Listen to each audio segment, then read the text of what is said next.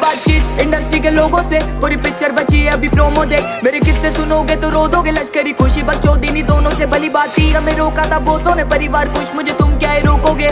बिस्तर बना देंगे नोटों के अगर मेहनत को पैसों से तोलोगे। रुकेगी कलम नहीं जब तक जिंदा, मैं मरूंगी तब तक निकला है जिंदा। मुझे लगता है जानती सब हूँ मैं, हार या जीत की होती नहीं चिंता।